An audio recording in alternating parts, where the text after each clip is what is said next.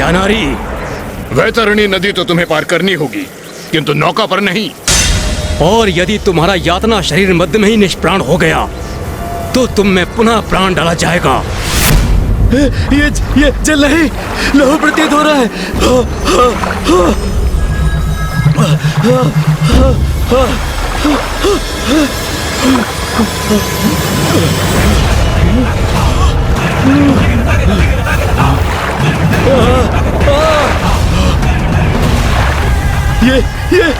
ये क्या बड़ा चला रहा है मेरी ओर।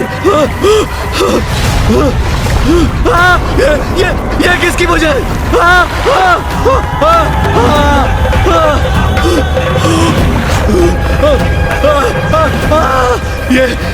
ये कैसे भयंकर नदी है ये?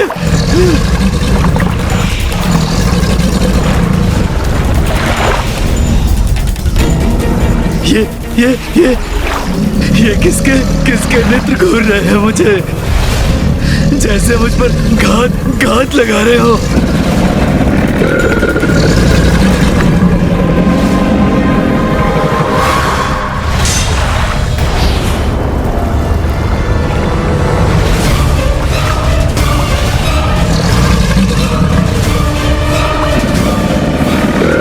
रक्षा करो, कोई तो रक्षा करो मेरी। वैतरणी सरलता से वही पार करता है जो अपने जीवन में सत्कर्मों के साथ गौदान भी करे। दुरात्माओं को तो यहाँ गौदान का भी कोई लाभ नहीं होता। उन्हें तो अपने पापों के भीषण दंड भुगतने ही पड़ते हैं यहाँ। इसलिए मनुष्य को अपने जीवन में धर्म से नहीं भटकना चाहिए।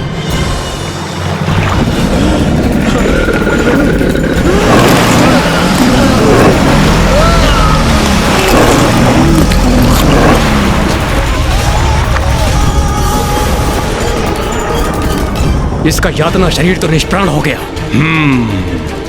इसे पुनः प्राण देंगे तभी तो ये जीवित अवस्था में कष्ट भोगते भोगते वैतरणी पार कर पाएगा।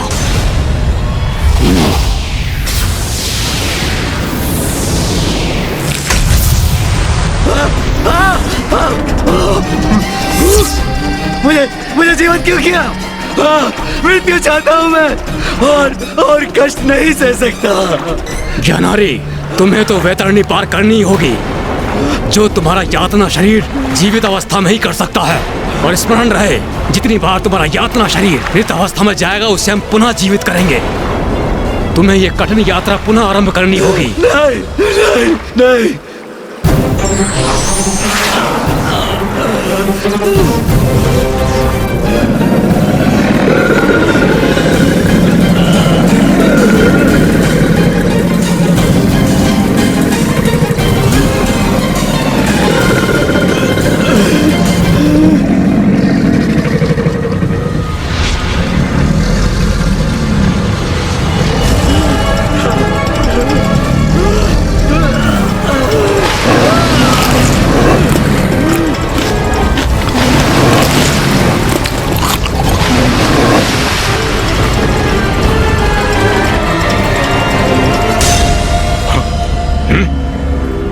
ये ज्ञानारी कहाँ चला गया? प्रतीत होता है ज्ञानारी का यातना शरीर यातना सहते सहते निष्प्राण हो गया, किंतु उसे पुनः अपनी कठिन यात्रा आरंभ करनी होगी। मुझे और यातना मत दो, छोड़ दो मुझे। मुझसे मत करवाओ ये कठिन यात्रा। तो अंततः इसने वैतरणी पार कर ही ली। अपने जीवन में मैंने अच्छे कर्म किए होते तो ऐसी दुर्दशा ना होती मेरी।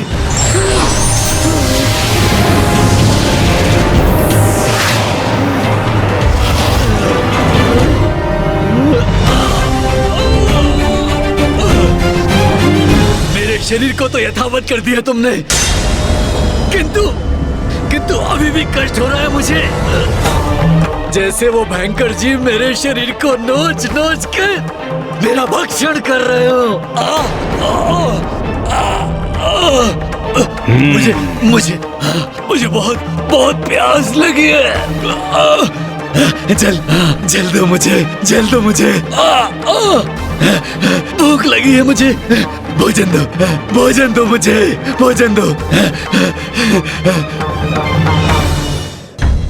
ब्राह्मण देवता, और कितनी यातना सहनी होगी मेरे पिताश्री को? उनकी ये यात्रा कब संपन्न होगी? वत्स सुबोध, तुमने तो अभी 8वें माह का ही पिंडदान किया है, और इस यात्रा की अवधि तो 1 वर्ष की होती है ना। अभी तो ज्ञानारी जी को यमलोक पहुंचने में 4 माह और लगेंगे। मुझे ऋषि जैगश्वी की चिंता सता रही है। माँ को भी शीघ्र लौटकर पिताश्री को काशी लौटाने का वचन दिया है मैंने। ज्ञानारी और सुबोध के प्रति अपना दायित्व संपन्न होते ही मुझे वहाँ लौटना होगा।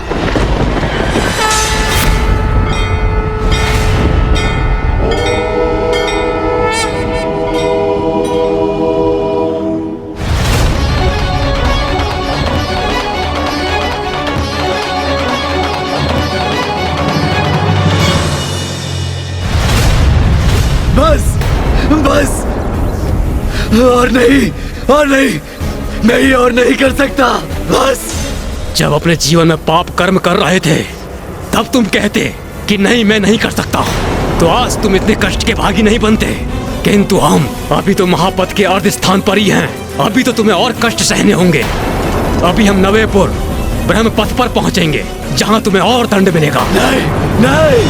अपनी प्रजा को आतंकित करने का, अपनी शक्ति से उन्हें अपने समक्ष झुकने को विवश करने का दंड देने हेतु यमदूत ज्ञानारी जी पर परित प्रहार कर रहे हैं।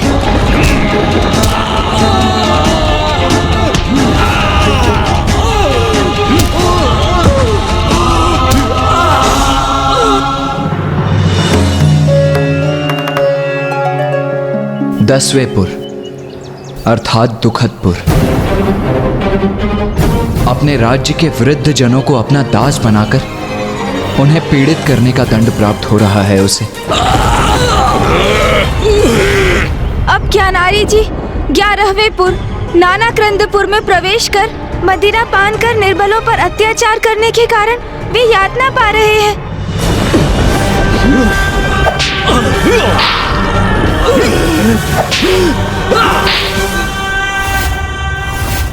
12वें अर्थात सुप्त भवनपुर में ज्ञानारी को अपने राज्य में स्थित भगवान के मंदिरों और उनके श्री विग्रह नष्ट करने के पाप का कठोर दंड प्राप्त हो रहा है। 13वें और 14वें रौद्रनगर और पर्योवर्षण में ज्ञानारी जी को स्वयं को ईश्वर घोषित करने का दंड दिया जा रहा है।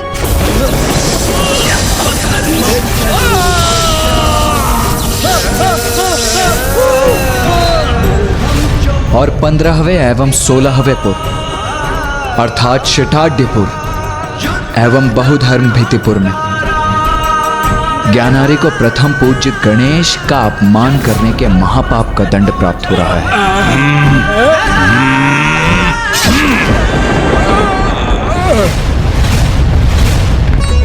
अदपूर्वचारित दिवंग ग्राहगण गुणगण विशेषण इदम विशिष्टायाम स्वपुण्यतिदो इदम पिंडम ते मया दियन्ते तो प्रतिष्ठन्ताम।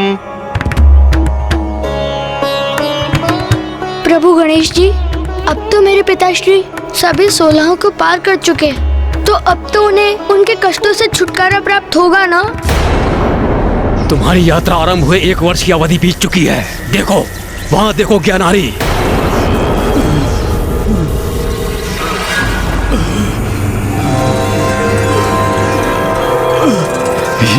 ये सीढ़ियां मुझे यमलोक में स्थित यमराज तक ले जाएंगी। ज्ञानारी, अब हम यमलोक के बहुत निकट पहुंच चुके हैं। अब तुम्हें तीव्र से ये सीढ़ियां चढ़कर यमराज तक पहुंचना होगा। किंतु यदि तुमने ये सीढ़ियां चढ़ते हुए अपना संतुलन खोया तो तुम नीचे गिर जाओगे और तुम्हें पुनः ये सीढ़ियां चढ़नी पड़ेगी। ज्ञानारी जी अब अपनी यात्रा के अंतिम पड़ाव पर हैं। एक बार ज्ञानारी यमलोक पहुंच जाए तो यमराज को ज्ञात हो जाएगा कि वो अपने समस्त पापों का दंड भुगत चुका है, और तब वो उसके साथ उचित न्याय करेंगे, है ना?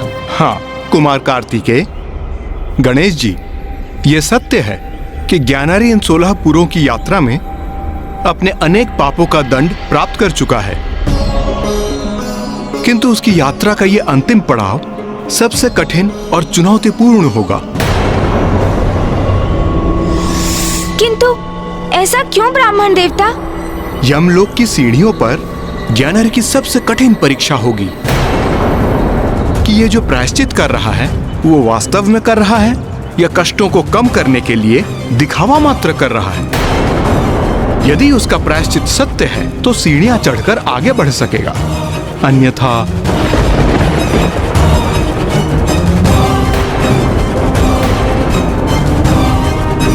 वो नीचे गिरेगा और उसे ऊपर चढ़ना पुनः आरंभ करना होगा।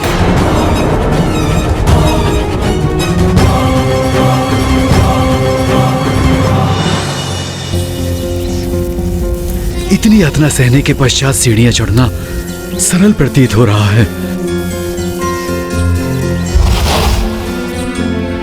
अब तुम्हें पाश से बांधने की आवश्यकता नहीं है। वैसे भी यहाँ से तुम कहाँ भागोगे? तो बताओ ज्ञानारी, क्या अपने जीवन में किए गए पाप कर्मों का पश्चाताप है तुम्हें? हाँ है, पश्चाताप भी है, ग्लानि भी है, अपने अपने सभी पापों को लेकर।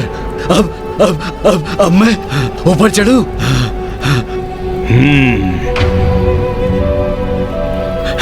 मुक्ति, अब प्राप्त होगी मुझे मुक्ति। इन सीढ़ियों को पार करते ही मैं इन सभी कष्टों से मुक्त हो जाऊंगा।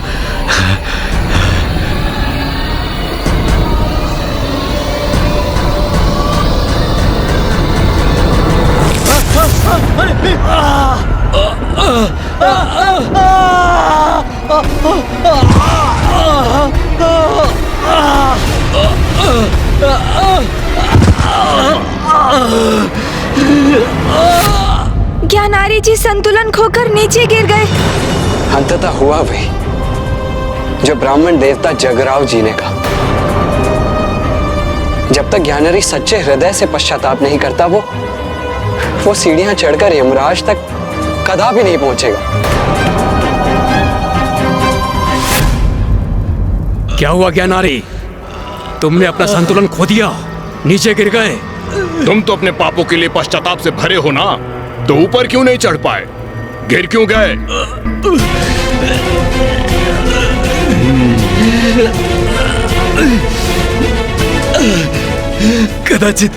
कदाचित मैं बहुत तीव्र गति से ऊपर चढ़ने का प्रयास कर रहा था। इस बार संभल कर धीमी गति से ऊपर चढ़ूंगा।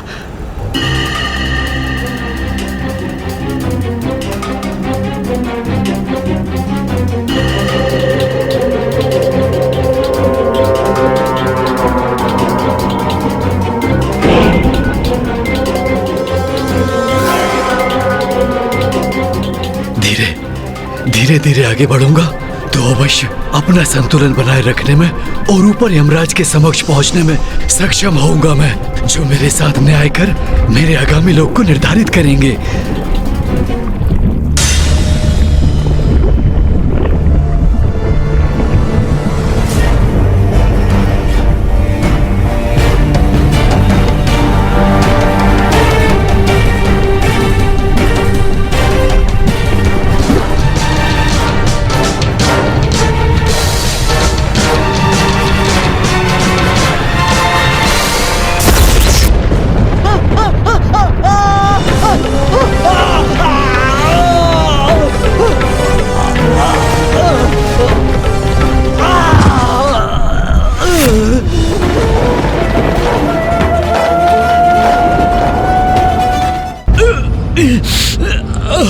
अरे तुम तो फिर गिर गए। ज्ञानारी सत्य कहो, तुम वास्तव में पश्चाताप का अनुभव कर रहे हो ना?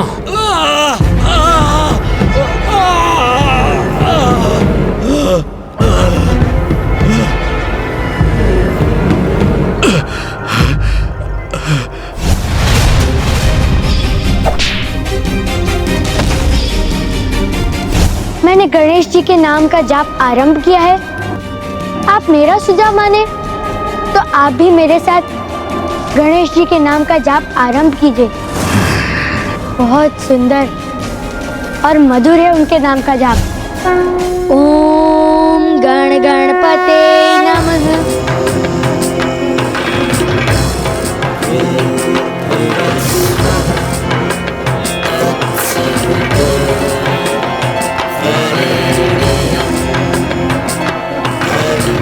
प्रभु गणेश जी, अब आप ही मेरा मार्गदर्शन कीजिए।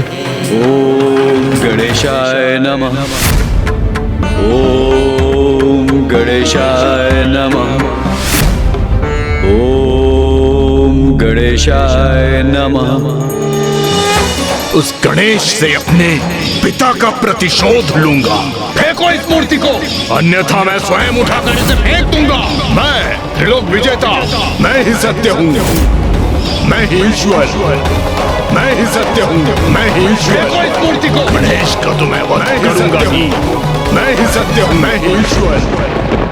बहुत बड़ा पापी हूं मैं, अनेकों पाप कर्म किए हैं मैंने। मैं तो भयंकर दंड का भागी होने योग्य हूं। अपने जीवन में मैंने पुत्र, पिता, पति होने के किसी भी दायित्व का अथवा जीवन के किसी भी धर्म का पालन नहीं किया। दुर्बलों को सताया, उन पर अत्याचार किया। प्रथम पूज्य गणेश जी का अपमान करने का घोर पाप किया है मैंने। अपने सभी पापों के लिए मैं आपसे क्षमा याचना करता हूं। क्षमा कीजिए प्रभु, क्षमा कीजिए मुझे। प्रभु गणेश जी, मुझे क्षमा कीजिए। मुझ पापी को क्षमादान दीजिए प्रभु, क्षमादान दीजिए प्रभु। ज्ञानारी,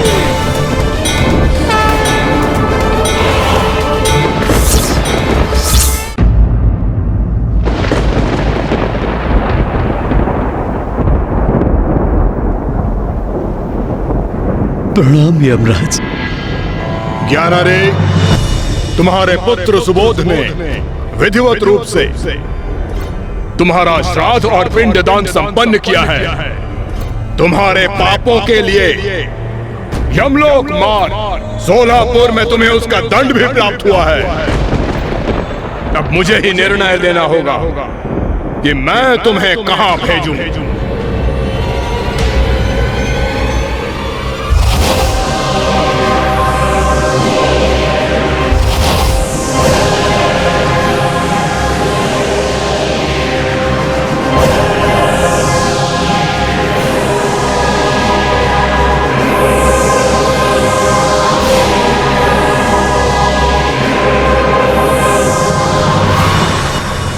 तुमने अन्य पापों के साथ स्वयं को ईश्वर घोषित करने का महापाप किया है।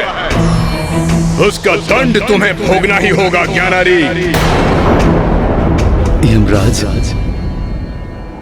आज तक मैं अपनी मुक्ति के पीछे भागता रहा, किंतु मैं उसके योग्य नहीं हूं। मेरे पाप तो अक्षम्य हैं। उचित कह रहे हो तुम।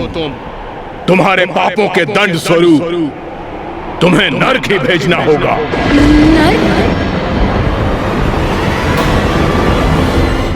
धन्यवाद, धन्यवाद यमराज, धन्यवाद।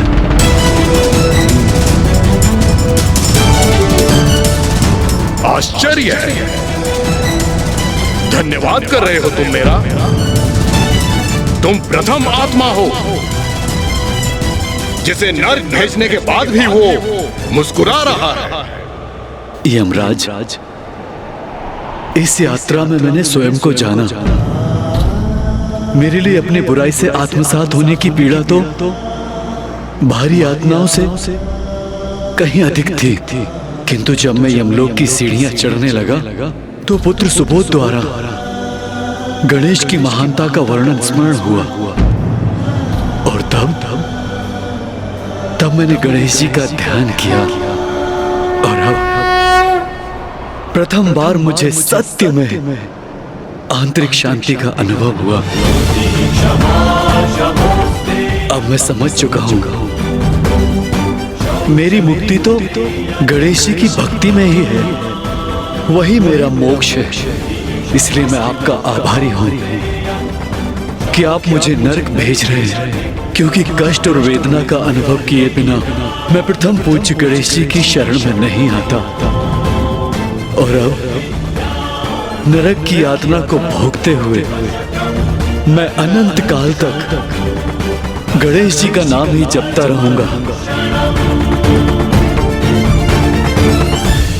प्रभु गणेश जी, अब मैं समझा मेरे पिताश्री नर्क जाने में इतने प्रसन्न क्यों हैं। क्योंकि उन्हें अब जितना कष्ट होगा वो उतना ही आपकी भक्ति में लीन होते जाएंगे। अंततः मेरे पिता को आपके भक्ति के आनंद का आभास हो ही गया।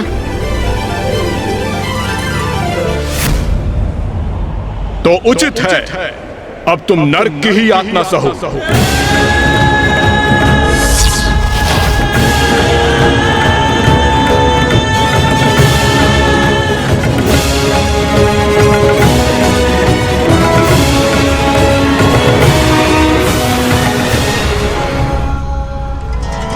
ओम गण गणपते नमः।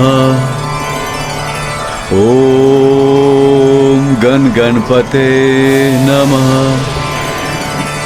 ओम गण गणपते नमः। रुक जाओ ज्ञानारी।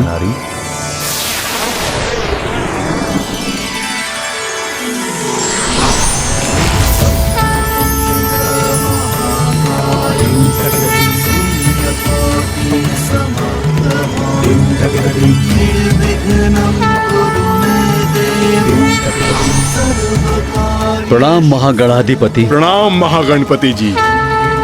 प्रणाम महागणाधिपति जी। ज्ञानारी, तुम्हारा उद्धार तो उसी दिवस हो गया था जिस दिवस मेरे अंश प्रथम पूज्य गणेश के हाथों तुम्हारा अंत हुआ था। किंतु तुम्हें तुम्हारे बुरे कर्मों के लिए इस यातना भरी यात्रा का भागी तो बनना ही था। किंतु पापी होने पर भी गणेश ने तुम पर कृपा की, तुम्हारे श्राद्ध और पिंडदान में तुम्हारी सहायता की। और अब जब तुम अनेक कष्ट सहकर भक्ति के मार्ग पर अग्रसर हो चुके हो, मेरे अंश प्रथम पूज्य गणेश की भक्ति में लीन होने को प्रेरित हो, तो मैं तुम्हें आगामी कष्टों से मुक्त करता हूँ, जिसके फलस्वरूप पापियों को उग्र रूप में दर्शन देने वाले यमराज के सौम्य रूप के दर्शन होंगे तुम्हें।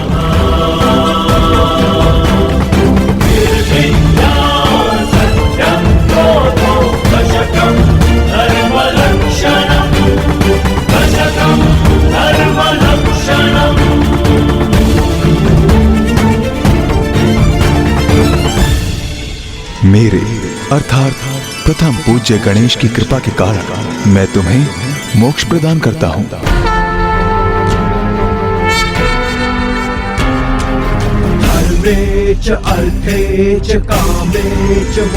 ओम गण गणपते नमः।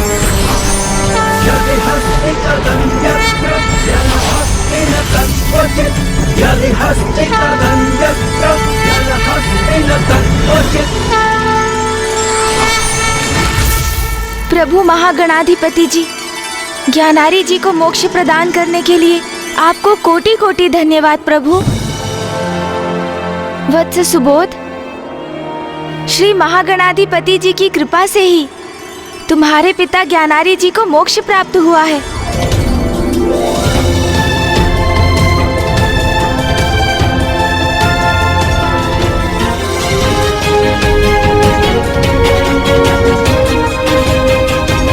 प्रभु गणेश जी, ये आपकी कृपा का ही तो परिणाम है। आप जैसा कृपालु तो और कोई नहीं, जो ना केवल अपने भक्तों अपितु अपने शत्रुओं के मुक्ति के लिए भी इतने अथक प्रयास करे। हे दयानिधान प्रथम पूज्य गणेश जी, मैं आपको शत शत नमन करता हूँ। कल्याण हो वत्स।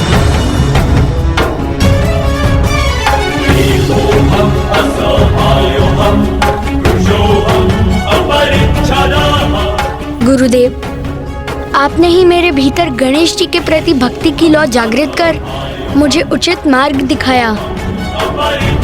आपकी इस कृपा के लिए मैं आपका किन शब्दों में धन्यवाद करूं? आयुष्मान भव पुत्र।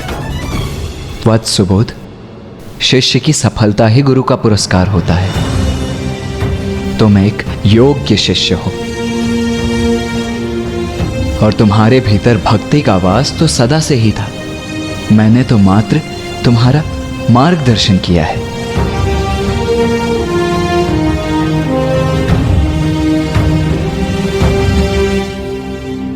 ब्राह्मण देवता, आपने हमारी सहायता की।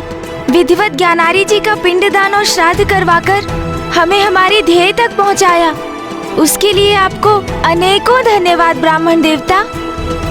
धन्यवाद तो मुझे करना चाहिए प्रभु, क्योंकि यह तो मेरा सौभाग्य था। अब मुझे भी आज्ञा दीजिए गणेश जी। गुरुदेव। प्रणाम ब्राह्मण देवता।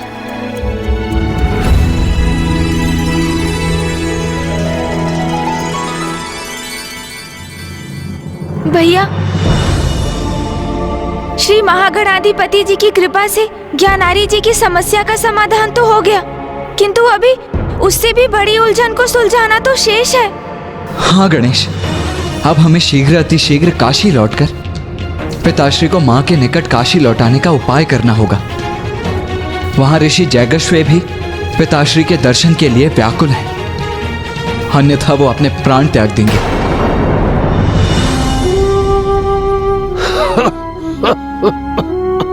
ओम नमः शिवाय।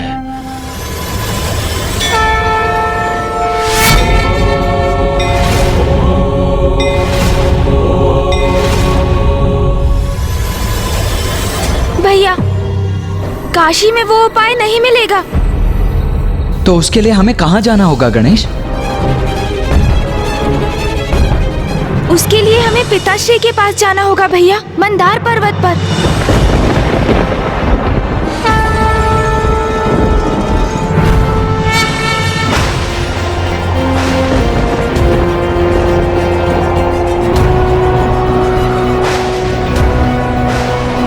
भैया, हम इस प्रकार कितनी देर तक चलते रहेंगे? आप अपने वाहन मयूर जी को क्यों नहीं बुलाते? वो अपनी उड़ान भर हमें शीघ्र मंदार पर्वत की चोटी पर पहुंचा देंगे भैया। उचित है गणेश। मयूर जी!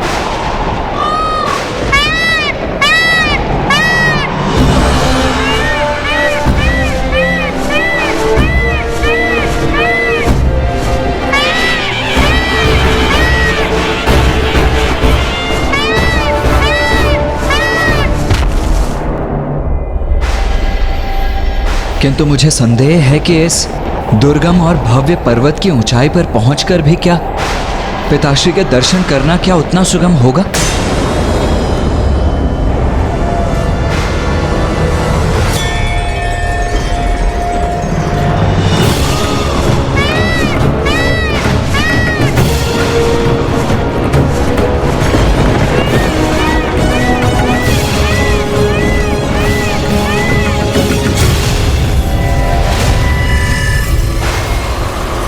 गणेश, ये हिम का बवंडर तो और भी प्रबल होता जा रहा है और ये तीव्र वायु प्रवाह हमें इस पर्वत की ओर ही ढकेल रहा है।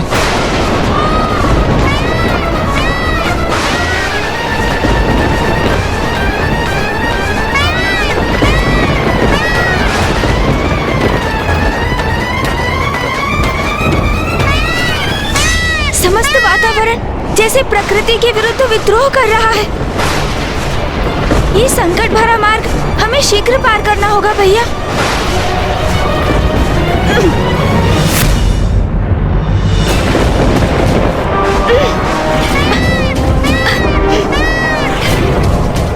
गणेश, इन काले मेघों में कुछ भी स्पष्ट दिखाई नहीं दे रहा है मुझे। भैया, यहाँ का वातावरण तो पिताश्री के अंतर्मन के समान ही आविष्ट है। उनका हृदय भी वेदना के काले मेघों से ही जूझ रहा है। इसलिए मैं पिताश्री से ही प्रार्थना करता हूँ कि वही हमें उन तक पहुँचने का मार्ग दिखाएं। पिताश्री, हम आप तक पहुँच सके, हमें ऐसा सामर्थ्य प्रदान कीजिए। हमारे यहाँ आने का एकमात्र कारण माता का दुख और आपका एकाकीपन है। माता आपसे विलग होकर अत्यंत पीड़ित और संतप्त है। पिताश्री, आपको लौटाकर हम आपका एवं माता का दुख दूर करना चाहते हैं। महादेव, आपका पुत्र गणेश आपको पुकार रहा, आपकी याचना कर रहा है।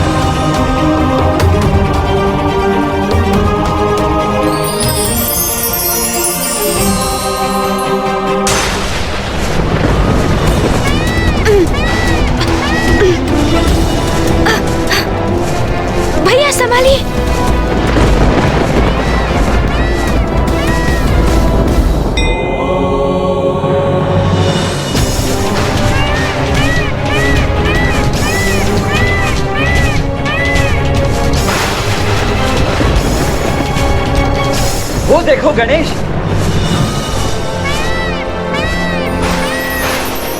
हाँ भैया, अर्थात पिताश्री ने हमारी प्रार्थना सुन ली और उन तक पहुंचने का मार्ग भी दिखा दिया।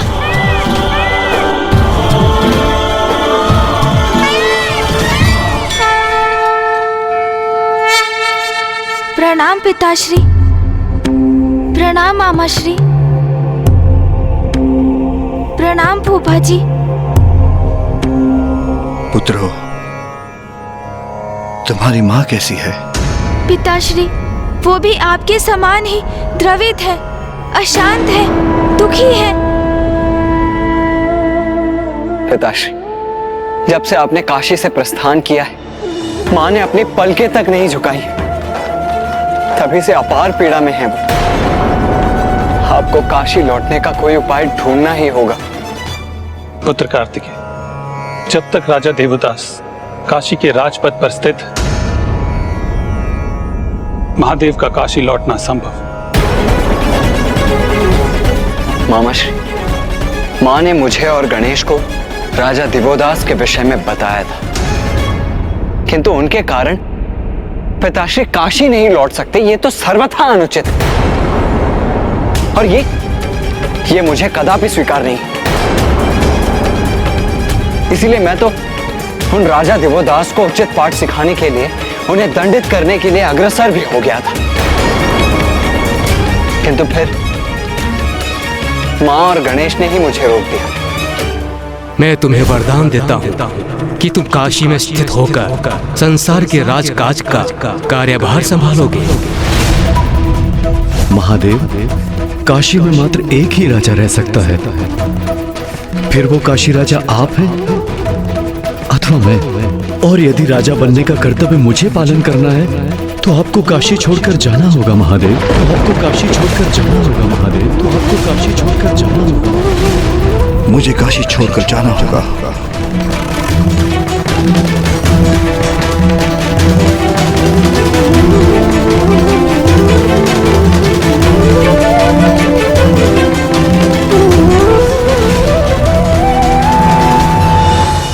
उचित किया तुम्हारी माँ ने। दंडित करोगे राजा दिवोदास को तुम, किंतु क्यों? क्या अपराध है उनका? अपने कर्तव्य के प्रति तन मन धन से समर्पित धर्म प्रिय न्याय प्रिय राजा है। आपने उचित कहा पिताश्री। कर्तव्य परायण है वो, धर्म परायण है। उनके राज में काशी में शांति है, धर्म है, न्याय है, समृद्धि है।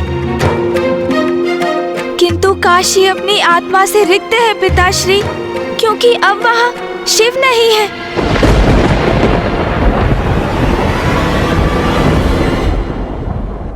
पिताश्री, काशी वो पावन धाम है जहाँ आप स्वयं मरणासन्न मनुष्यों के कान में तारक मंत्र का उच्चारण कर उन्हें सद्गति प्रदान करते हैं।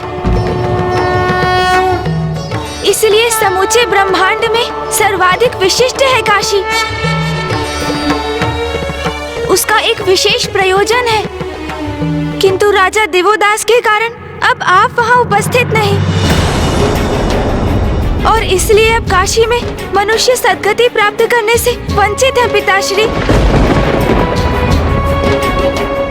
राजा दिवोदास अपना राजधर्म निभा रहे हैं और आप उनको दिए वचन का पालन कर धर्म का निर्वाह कर रहे हैं।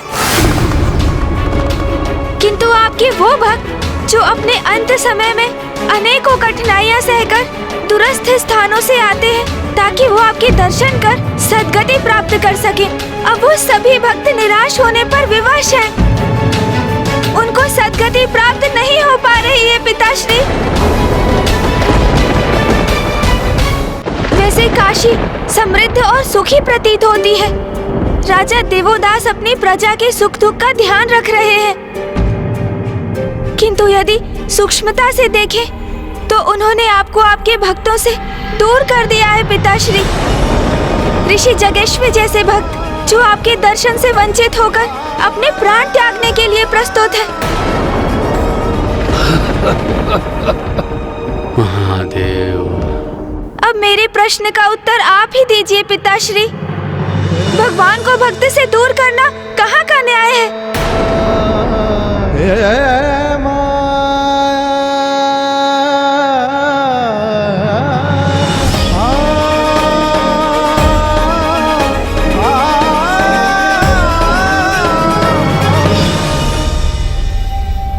जो भी हो राजा दिवोदास को दिए गए मेरे वचन को कोई भंग नहीं करेगा। काशी में किसी के हस्तक्षेप की अनुमति नहीं दूंगा मैं।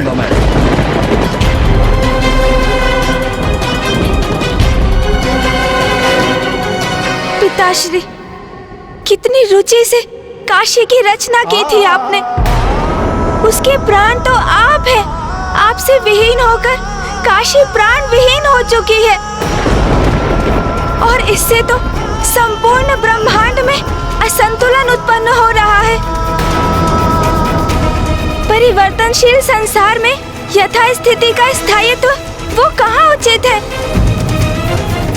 जो राजा दिवोदास ने काशी में उत्पन्न कर सर्वाधिक हानि तो स्वयं की ही की है, क्योंकि मनुष्य योनि में जन्म का तो एकमात्र उद्देश्य है आत्मा को मोक्ष की प्राप्ति। आत्मा का आपसे परम ब्रह्मेश्वर से एकीकार होना। किंतु राजा दिवोदास क्या स्वयं अपनी आत्मा के उद्धार को नहीं रोक रहे हैं? बाल्यावस्था, ब्रह्मचर्य, गृहस्थ आश्रम और अंततः वानप्रस्थ, ये 4 आश्रम है मनुष्य जीवन के। किंतु राजा दिवोदास वानप्रस्थ में जाने के योग्य होकर भी गृहस्थ आश्रम में ही स्थित है। उससे मुक्त होकर आपके ध्यान में लीन होने का अवकाश कहाँ पाया है उन्होंने? पिताश्री, काशी आपका निवास है। आपने दिवोदास को अपने निवास में प्रवेश करने की अनुमति दी, किंतु सत्य तो ये भी है कि उनके काशी में प्रवेश से आपको ही अपने निवास से वंचित होना पड़ा। पिताश्री, आप हम में से किसी को राजा दिवोदास को समझाने की अनुमति दीजिए। वो बुद्धिमान है, विवेकशील है। वो हमारे समझाने पर इस सत्य को अवश्य समझेंगे। हाँ पिताश्री, अब हमें शीघ्र कोई ऐसा उपाय ढूंढना होगा जिससे राजा दिवोदास का अनादर भी ना हो, आपका उनको दिया हुआ वचन भी भंग ना हो और वो आपको काशी में प्रवेश करने की अनुमति भी दे दे।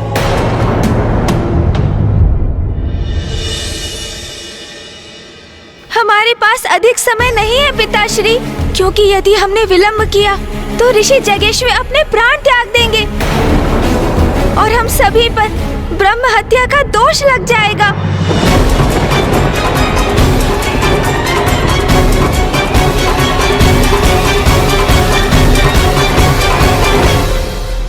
उचित है। मैं तुम्हें इसका उपाय ढूंढने की अनुमति देता हूं, किंतु राजा दिवोदास को बलपूर्वक कोई विवश नहीं करेगा। उस पे किसी प्रकार की हिंसा का प्रयोग नहीं करेगा। महादेव, ब्रह्मदेव, नारायण, गणेश जी चिंता क्यों कर रहे हैं?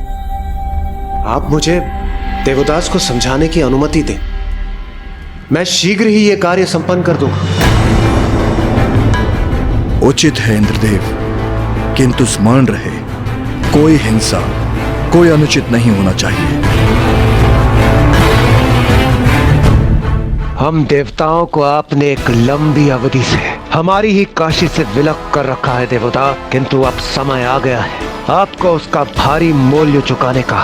इसका ऐसा उपाय करूंगा मैं कि ना बल का प्रयोग होगा और ना ही हिंसा, और राजा दिवोदास स्वयं महादेव को काशी लौटने की विनती करेंगे। सर्वेषां स्वस्ति भवतु, सर्वेषां शान्तिर्भवतु, सर्वेषां पूर्णं भवतु, सर्वेषां मङ्गलं भवतु।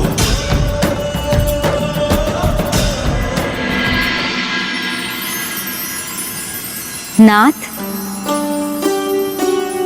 आपके मुख पर संतुष्टि का भाव मेरे हृदय को भी प्रसन्नता से भर देता है। देवी सरला,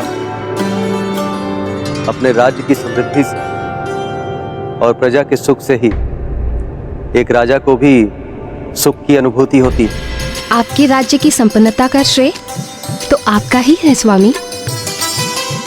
सहस्त्रों वर्षों से इतनी तन्मयता, कुशलता और धर्म परायणता से राजकाज के दायित्व का निर्वाह जो कर रहे हैं आप। मेरा श्रेय तो इतना ही है देवी कि प्रभु की कृपा से ना कभी धर्मपथ से भटका और ना ही मेरे द्वारा किए जाने वाला यज्ञ कभी रुका। और मुझे विश्वास है नाथ, आप सदा इसी प्रकार धर्म का पालन करते रहेंगे और कभी भी भ्रमित होकर धर्म से विमुख नहीं होंगे।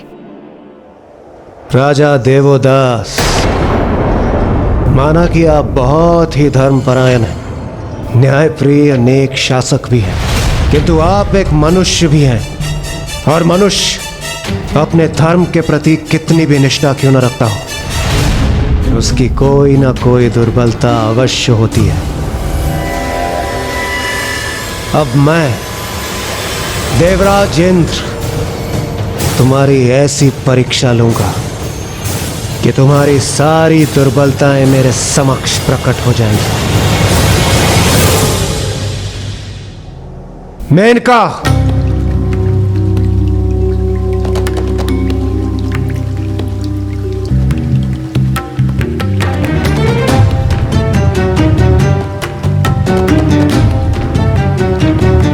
मेनका, मेनका, मेनका,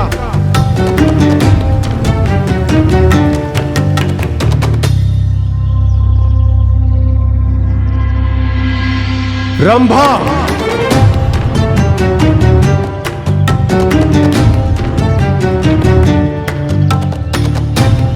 रंभा, रंभा, रंभा। प्रणाम देवराज।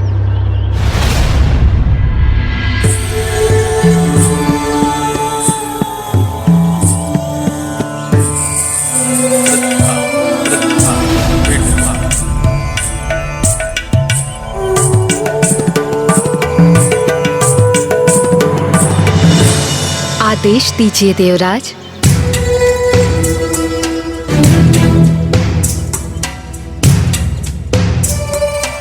मैंने आप दोनों को यहाँ एक महत्वपूर्ण कार्य सौंपने के लिए बुलाया है।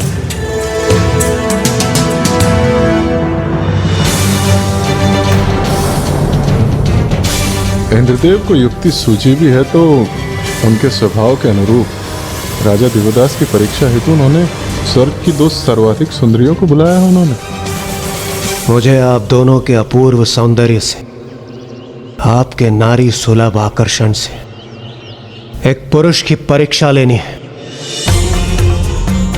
इसलिए मैं चाहता हूं कि आप दोनों वहां जाएं और अपने सौंदर्य से उस पुरुष को सम्मोहित करें। बस इतना ही कार्य है इंद्रदेव, ये तो हम चुटकियों में कर देंगे। यह कार्य इतना सरल नहीं है। आप दोनों का सौंदर्य अपूर्व अवश्य, किंतु काशी नरेश देवोदास कोई साधारण मनुष्य नहीं। वो अपनी भक्ति, धर्म और कर्तव्यों के प्रति सजग है। इसलिए मैं चाहता हूं कि आप दोनों समझ गए देवराज। देवराज, हमारे समक्ष तो इनसे भी महान व्यक्तित्व झुक गए, तो राजा देवदास कितने भी असाधारण क्यों ना हों, हम दोनों जाके उनके राज्य भवन में अपने नृत्य से उन्हें लुभा लेंगे। आप तनिक भी चिंता मत कीजिए देवराज। चिंता नहीं, मुझे आप दोनों पर पूर्ण विश्वास है। राजा दिवोदास इस परीक्षा में अवश्य विफल होंगे। विलंब मत कीजिए, शीघ्र प्रस्थान कीजिए। मेरे अनुसार धर्मप्रिय राजा देवोदास को समझाने अथवा उनकी परीक्षा लेने हेतु अप्सराओं को भेजने का कोई औचित्य नहीं। राजा देवोदास, आपको ज्ञात नहीं आपको मोहित करने के लिए मैंने किसे भेजा? बस एक बार आप इनके सौंदर्य के आकर्षण से तनिक भी सम्मोहित हुए उसके बाद आप अपने धर्म से विमुख होकर अपने राज्य पर से अपना नियंत्रण खो बैठेंगे और फिर काशी में केवल अव्यवस्था का ही वातावरण होगा। अपने राज्य में सुव्यवस्था स्थापित करने हेतु आप महादेव को पुनः काशी लौटने के लिए अनुरोध करने पर विवश हो जाएंगे। महाराज की जय हो। महाराज, कोई अतिथि आपसे भेंट करने के इच्छुक है महाराज।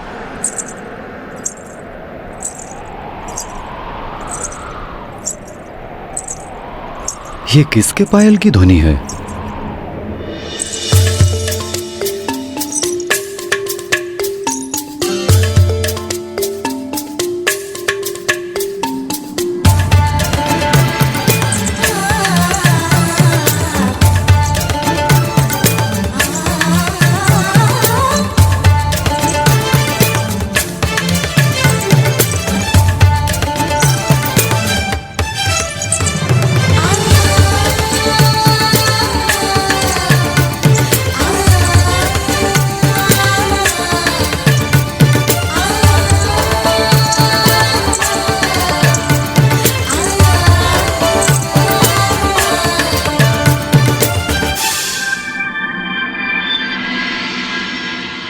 अरे अरे, प्रणाम महाराज देवोदास। आपने अपने नेत्र झुका क्यों लिए महाराज? सौंदर्य को देखना, उसकी प्रशंसा करने पर तो कोई निषेध नहीं। ये तो सर्वथा उचित है, उत्तम है। इसलिए आपका हमें देखना किसी धर्म के विरुद्ध नहीं। इसे अपने सौंदर्य का अपमान न समझे देवियों, किंतु पर स्त्री पर दृष्टि डालना महाराज देवोदास के लिए पाप के समान है। कितनी उमंग से आई थी हम यहाँ महाराज देवोदास से विमर्श करने, किंतु यदि वो हमें देखेंगे ही नहीं तो हम उनसे वार्तालाप कैसे करेंगे?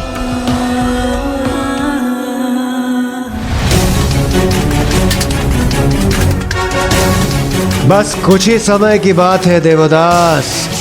रंभा और मेनका के सौंदर्य के आकर्षण से तुम्हें वशीभूत होना ही है। तुम्हें आभास भी नहीं होगा और तुम सम्मोहित हो जाओगे।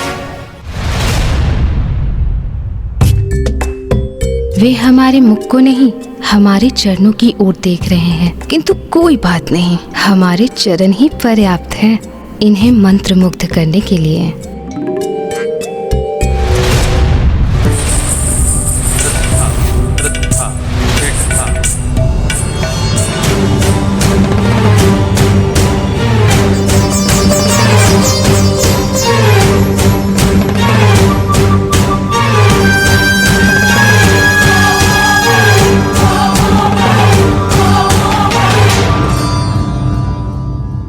आज तक कोई भी हमारी सुंदरता से बच नहीं पाया है। मुझे ज्ञात था राजा देवोदास भी स्वयं को रोक नहीं पाएंगे।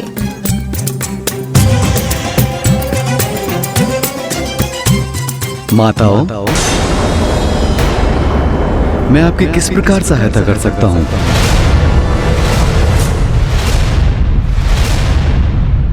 यदि आप हमारे सौंदर्य को एक बार अपनी दृष्टि से देखेंगे तो आप हमें माता नहीं सुंदरी कहकर संबोधित करेंगे।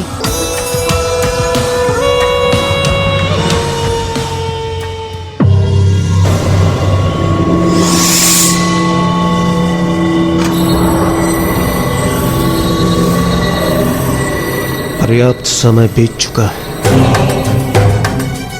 अब तक तो मेनका और रंभा राजभवन में प्रवेश कर चुकी होंगी और राजा देवदास का ध्यान अपनी ओर आकर्षित कर ही लिया होगा।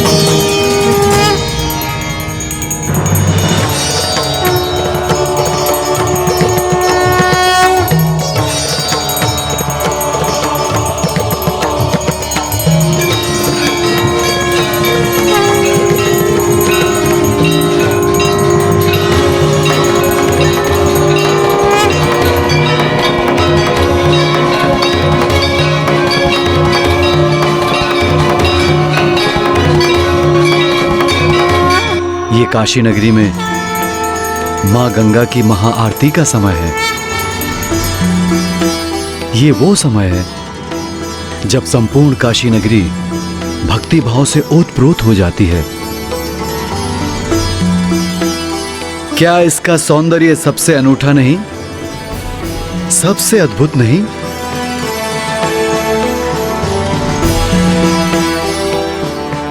सुंदर है ये स्वर, ये भाव अति सुंदर है।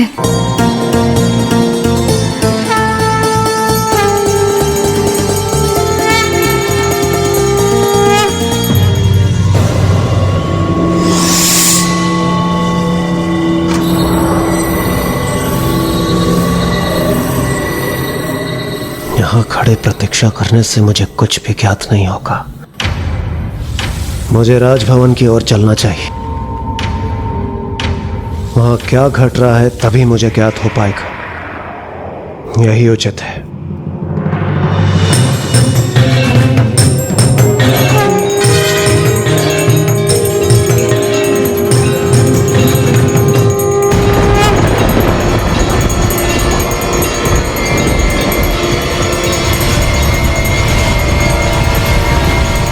ये मेनका और रंभा तो यहाँ इन ऋषियों के साथ आरती करने लगी। यही तो काशी की महिमा है, वो सभी के हृदय में भक्ति जागृत कर देती है। आप सर्वथा उचित कह रहे हैं गणेश जी, किंतु अब इंद्रदेव के परीक्षा रूपी योजना का क्या होगा?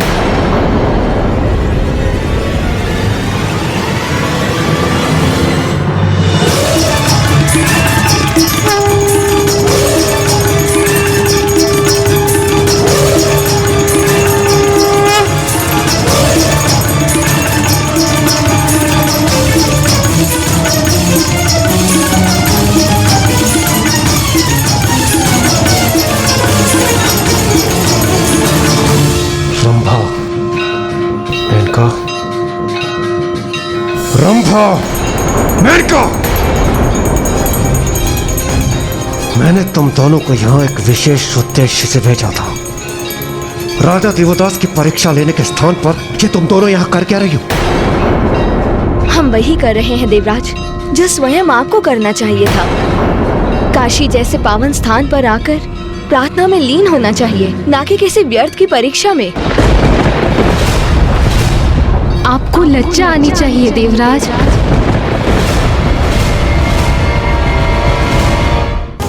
राजा देवदास जैसे धर्मनिष्ठ और कर्तव्यपरायण राजा को हमारे सौंदर्य से सम्मोहित करवाने का प्रयास कर रहे थे आप।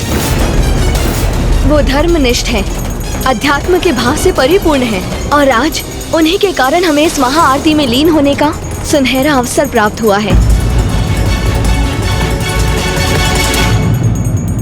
देवराज इंद्र, आप भी अन्य सभी कुछ छोड़कर काशी के इस दिव्य सौंदर्य और यहाँ की भक्ति में ओतप्रोत वातावरण से अपना आत्मसात कीजिए।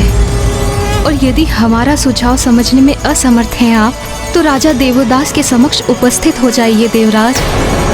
वो आपके विचारों को भी स्वच्छ कर देंगे। मायावी राजा देवदास ने तो संपूर्ण काशी को मंत्रमुग्ध कर रखा है। यहाँ आकर ये अप्सराएं उसे सम्मोहित करने के स्थान पर उसका अनुसरण करने लगी। बस बहुत हुआ। अब मैं अब इस देवदास को उचित पाठ सिखाकर ही रहूंगा।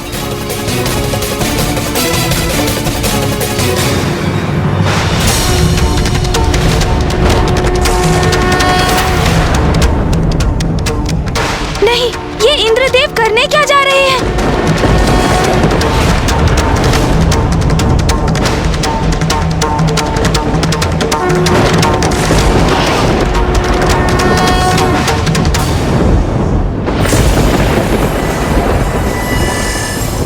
नाथ, अचानक ऐसा क्यों हो रहा है?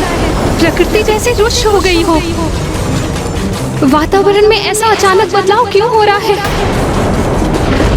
ऐसा प्रतीत होता है जैसे ये कोई भावी संकट का संदेश है। कुछ अप्रिय घटित होने वाला है।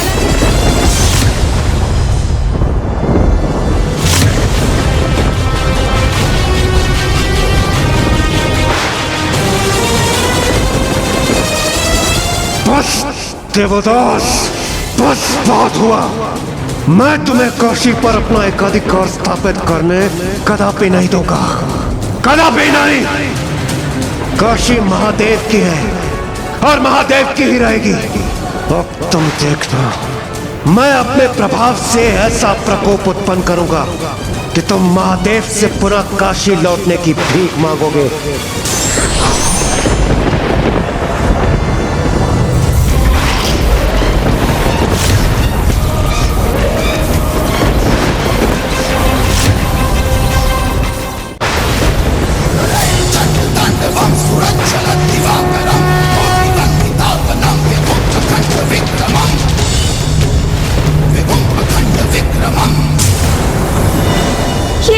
क्या कर रहे हैं?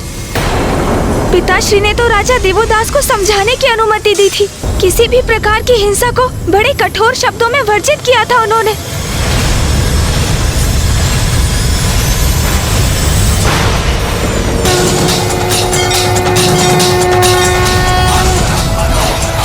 ऐसा विस्फोट उत्पन्न करूंगा कि तुम्हारा ये राजपाट, तुम्हारा ये स्थान काशी से विलक होकर कहीं दूर चला जाएगा। मुझे वहां जाकर इंद्रदेव को रोकना चाहिए।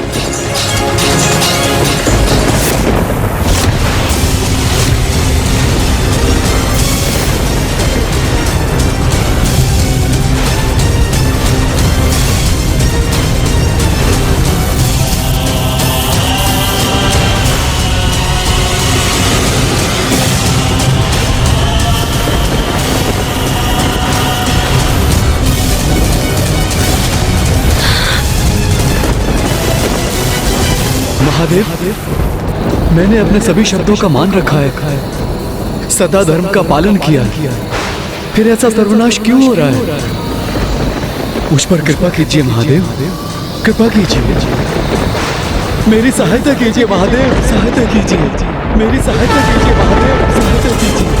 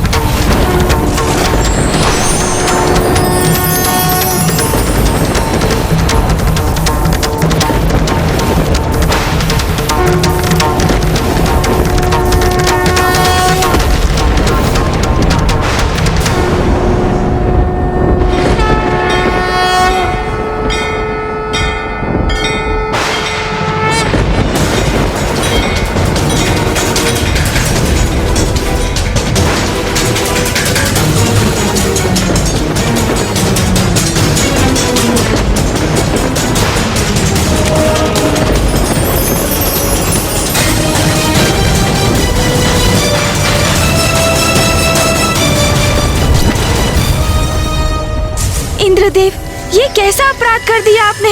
जो स्थिति पिताश्री ने नियत की थी, उसी को भंग करने का दुस्साहस किया आपने। धन्यवाद महादेव, धन्यवाद।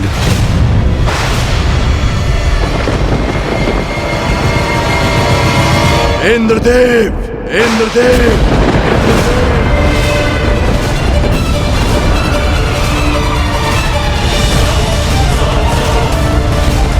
मेरे आदेश के उपरांत भी आपने हिंसा का प्रयोग किया। मैंने सतर्क किया था ना आपको, चेतावनी भी दी थी। सर्वथा अनुचित कृत्य किया है आपने।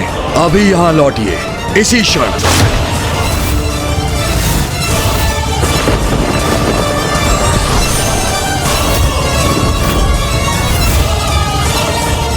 महादेव, वो मैं इतना दुस्साहस कैसे किया आपने? स्पष्ट कहा था मैंने, हिंसा का प्रयोग करा भी नहीं करेंगे आप। तब आपने किस अधिकार से राजा देवदास पर आक्रमण करने का दुस्साहस किया? महादेव, मुझसे बहुत बड़ी भूल हुई है। वो मैं बस, बस।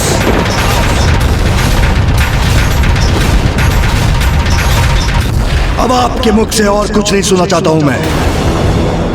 जब मैंने राजा देवदास को वचन देकर अपनी इच्छा से काशी का परित्याग किया था, तब आप किस अधिकार से उन पर वार करने के लिए प्रस्तुत हो गए?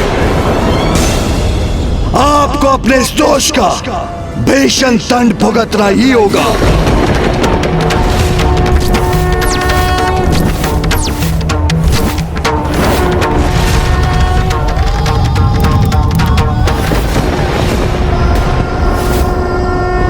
पिताश्री का तीसरा नेत्र खुल रहा है। यदि उन्होंने अपनी क्रोधाग्नि को इंद्रदेव पर केंद्रित कर दिया तो अनर्थ हो जाएगा।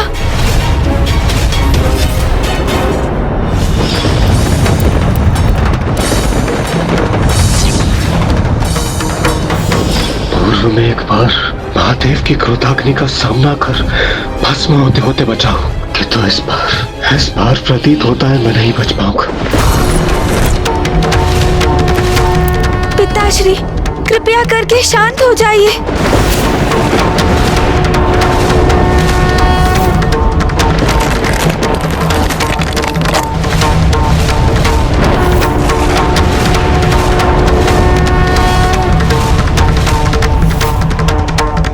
शांत नहीं हो रहे हैं पिताश्री, उनका क्रोध तो और भी बढ़ता जा रहा है। मामा जी, फूफा जी, आप ही पिताश्री की क्रोधाग्नि को शांत करने में सहायता करें।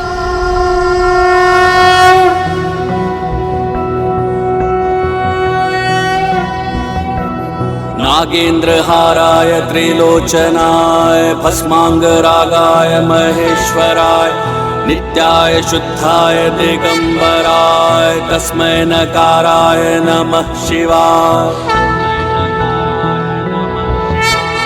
मंदाकिनी सलिल चंदन चर्चिताय नंदीश्वर प्रमथनाथ महेश्वराय मंदार पुष्प बहु पुष्प सुपूजिताय तस्मै मकाराय नमः शिवाय।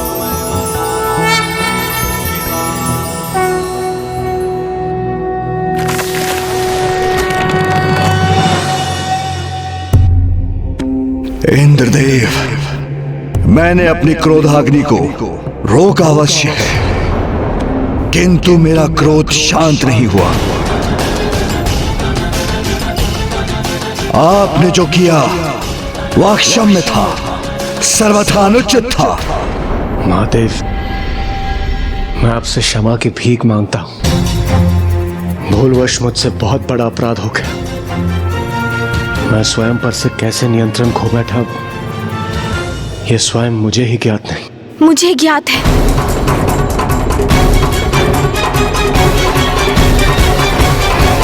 पिताश्री, इंद्रदेव ने जो भी किया वो क्षम्य तो नहीं, किंतु वो स्वयं पर नियंत्रण क्यों खो बैठे, उसका कारण ज्ञात है मुझे। ऐसा क्या कारण हो सकता है गणेश कि इंद्रदेव परिणाम का विचार किए बिना मेरे आदेश का उल्लंघन करने के लिए प्रेरित हो गए? उनकी असुरक्षा का भाव पिताश्री।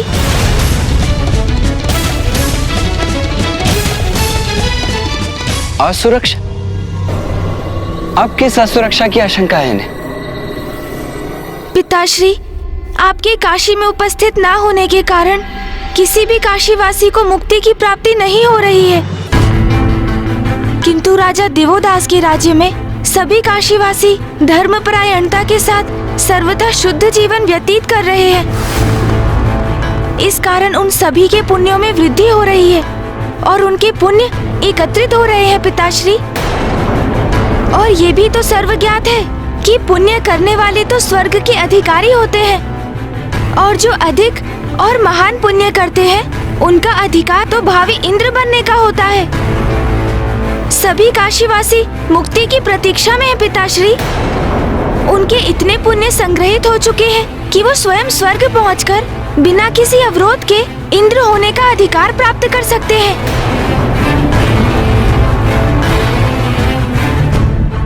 अभी तो हमारे मध्य एक ही इंद्रदेव है, किंतु अति शीघ्र अनेकों इंद्रदेव प्रस्तुत हो जाएंगे। एक ही सिंहासन के अनेकों प्रत्याशी, और तब मौलिक इंद्रदेव का कोई मूल्य नहीं रहेगा। अपने पद की गरिमा खोने का भय ही देवराज इंद्र के क्रोध का कारण बना, जो राजा दिवोदास पर फूटने ही जा रहा था। क्योंकि उन्हीं के कारण अब इंद्रदेव का पद संकट में है। प्रथम पूज्य गणेश जी सर्वथा उचित कह रहे हैं महादेव। मेरी शंका ही मेरे क्रोध में परिवर्तित हो गई। इंद्रदेव, ये कैसा कृत्य व्यवहार है आपका?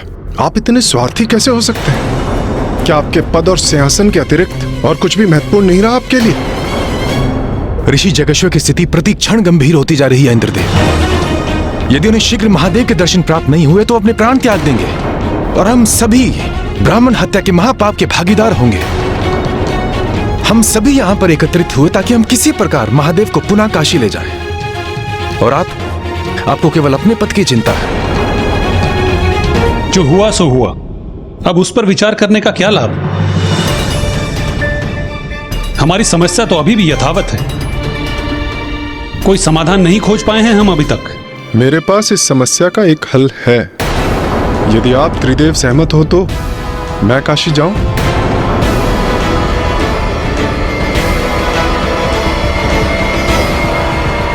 नहीं, नहीं।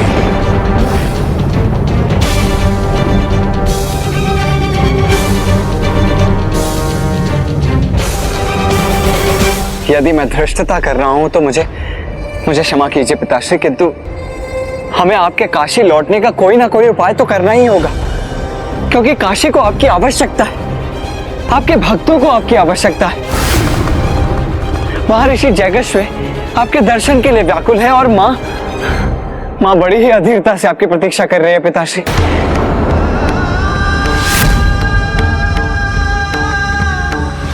मैं भी तुमसे भेंट करने के लिए अति व्याकुल हूं मां। यदि धर्म और कर्तव्य से ना बंधा होता तो इसी क्षण तुम्हारे पास लौटा था। सूर्यदेव, यदि मैं आपको काशी जाने की अनुमति दूं तो आप किस युक्ति का प्रयोग करेंगे? महादेव, इस समय काशी के जन साधुता और धर्म परायणता के मार्ग पर है और यही आपके काशी लौटने में बाधक है, क्योंकि जब तक वहां सदा धर्म का पालन होता रहेगा, वहां की यथास्थिति में किसी भी परिवर्तन की कोई आवश्यकता नहीं होगी।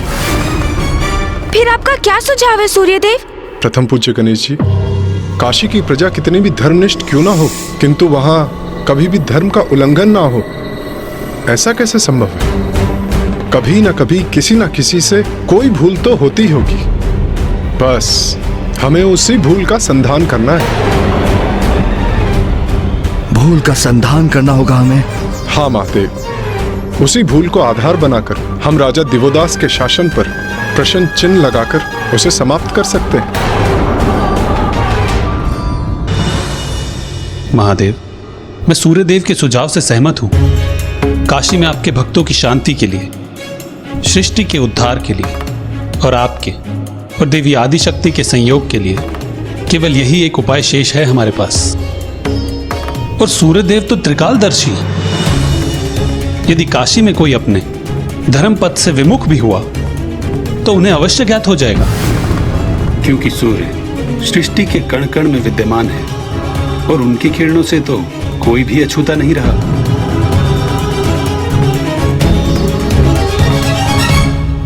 उचित है,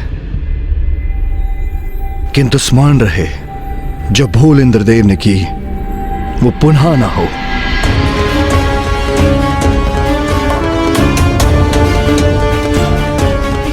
महादेव, मुझ पर विश्वास कीजिए, मैं स्वयं परम ब्रह्म स्वरूप हूं, इसीलिए मुझसे कोई त्रुटि नहीं होगी।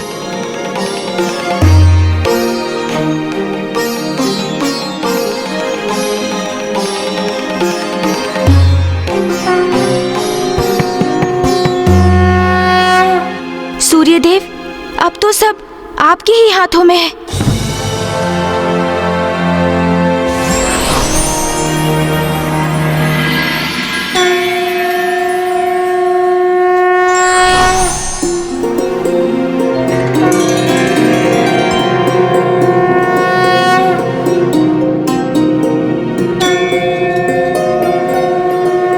प्रणाम माता। प्रणाम सूर्यदेव। आप यहाँ मेरे स्वामी किस अवस्था में? महादेव भी आपके वियोग में व्याकुल है माता, किंतु हम सभी देवता अथक प्रयास कर रहे हैं कि राजा दिवोदास स्थिति की गंभीरता को समझे। मैं उसी प्रयोजन से यहाँ आया हूँ। हाँ सूर्यदेव, स्वामी के भक्तों को यहाँ काशी में उनकी आवश्यकता है।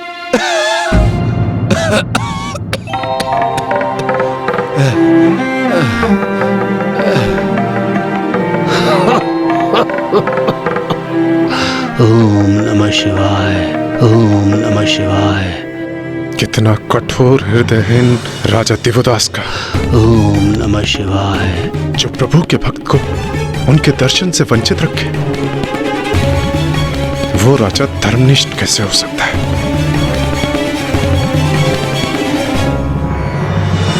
माता, यह मेरा दृढ़ निश्चय है। मैं कोई भी उपाय करूंगा, किंतु अपने उद्देश्य में अवश्य सफल होऊंगा। मैं राजा दिवोदास की नगरी में अधर्म और उनके दोहरे चरित्र के स्वांग को उद्घाटित करके रहूंगा।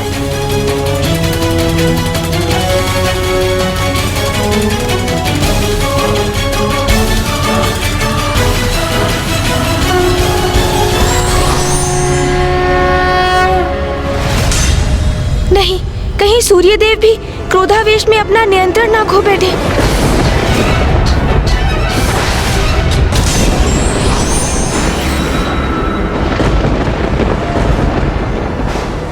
तो सूर्यदेव ने साधारण जनों की वेशभूषा धारण की है ताकि वो आम जनों के मध्य घुल मिल सके।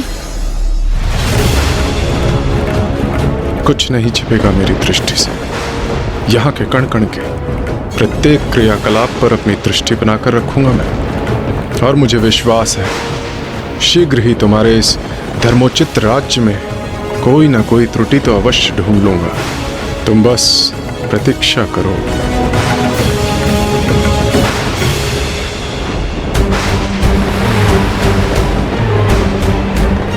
नाथ, मुझे कुछ अप्रिय होने का आभास हो रहा है, जैसे कोई आपके साथ अनिष्ट करने का प्रयास कर रहा हो। इतने वर्षों में इस प्रकार के काले घने मेघ, उनकी भयंकर गड़गड़ाहट और आकाश में विद्युत की रेखाएं कभी नहीं देखी। एक क्षण के लिए तो ऐसा प्रतीत हुआ जैसे स्वयं इंद्रदेव का आगमन हुआ हो काशी में और वो हम पर आक्रमण कर रहे हों।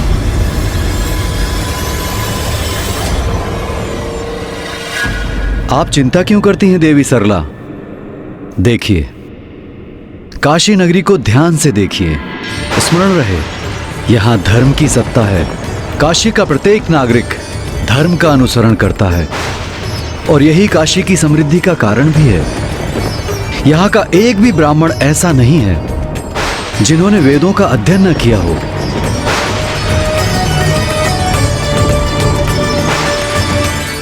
जो भी हो, जैसे भी हो, दोषहीन प्रतीत होने वाली इस काशी में कोई ना कोई खोट तो अवश्य ढूंढ लूंगा।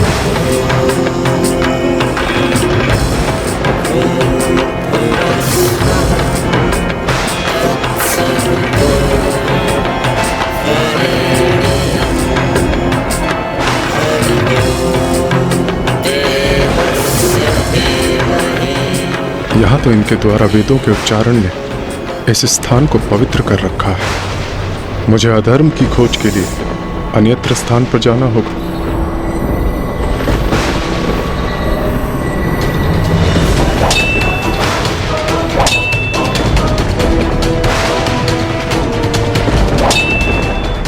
ये तो दो खड़कों के आपस में टकराने की ध्वनि है। अवश्य कोई युद्ध कर रहा है काशी में।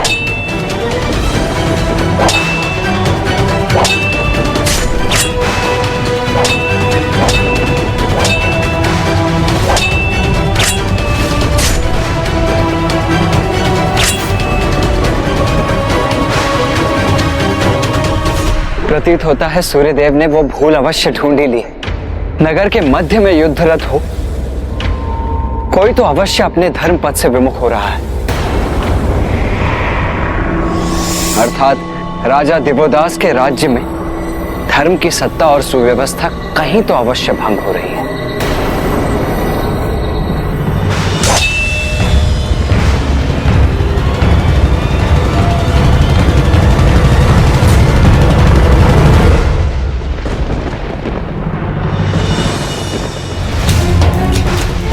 आज का हमारा अभ्यास यही समाप्त होता है।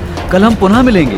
अरे, ये दोनों योद्धा तो मात्र युद्ध कौशल का अभ्यास कर रहे थे, अर्थात यहाँ कोई अधर्म नहीं हो रहा था।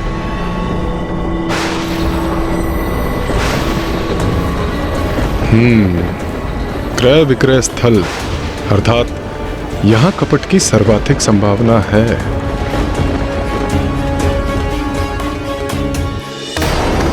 सूर्यदेव तो अब काशी की हाट की ओर जा रहे हैं, परंतु क्यों? क्या है उनकी अगली योजना?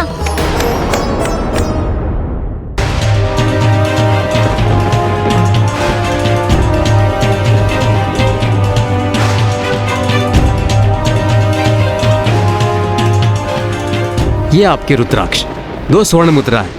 उचित है। मेरी पत्नी पूजा के लिए इनकी माला बनाने के लिए बहुत इच्छुक है। मैं अन्य सभी कार्य समाप्त कर आता हूँ, फिर इन रुद्राक्ष मनकाओं को मैं ले जाऊंगा, तभी मैं इनका भुगतान भी कर दूंगा। जी, जैसा आप चाहें। जी, धन्यवाद।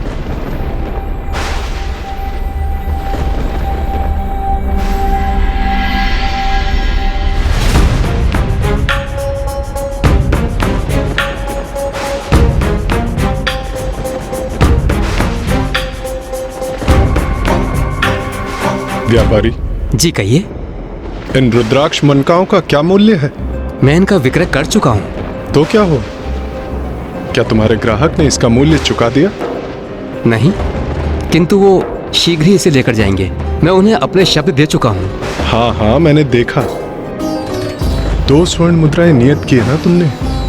मैं तुम्हें 5 स्वर्ण मुद्राएं दूंगा और मूल्य भी अभी चुकाऊंगा।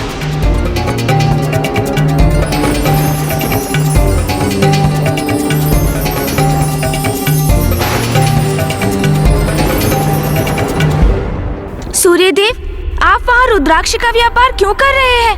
रुद्राक्ष स्वर्ण से बड़ा कब और कैसे हो गया?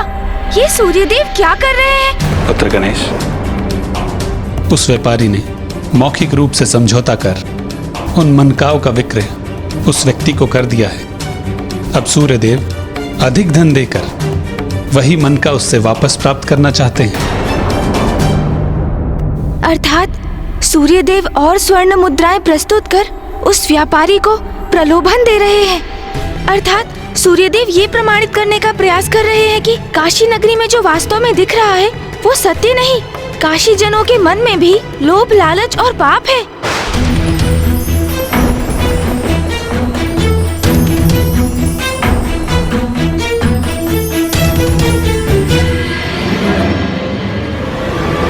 मुझे क्षमा करें, मैं इनका विक्रय आपको नहीं कर सकता।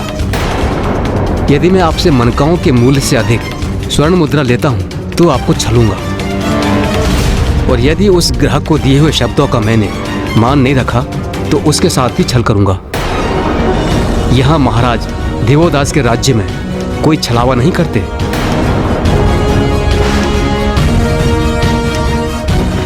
आश्चर्य, घोर आश्चर्य, इतनी सत्यता।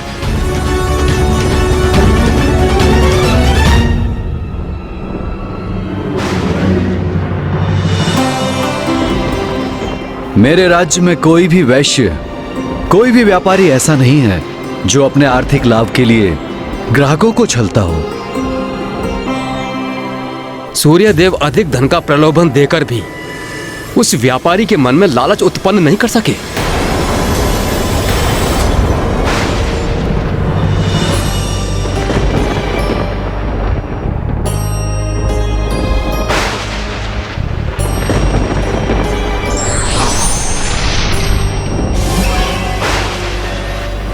ब्राह्मण देव,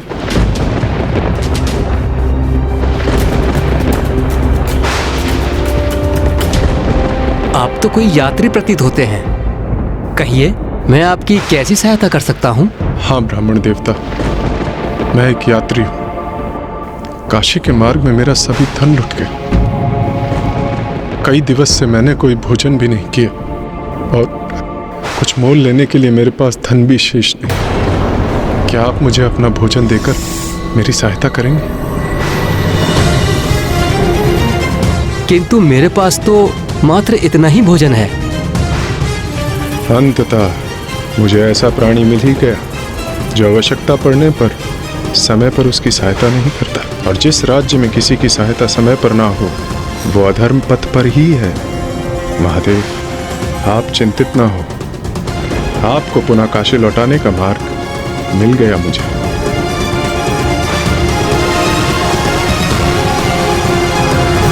परिस्थिति चाहे कैसी भी हो, अपने वचन और कर्म का पालन करने में कोई भूल या लालच नहीं करते, वो ही सच्चे धार्मिक कहलाते हैं।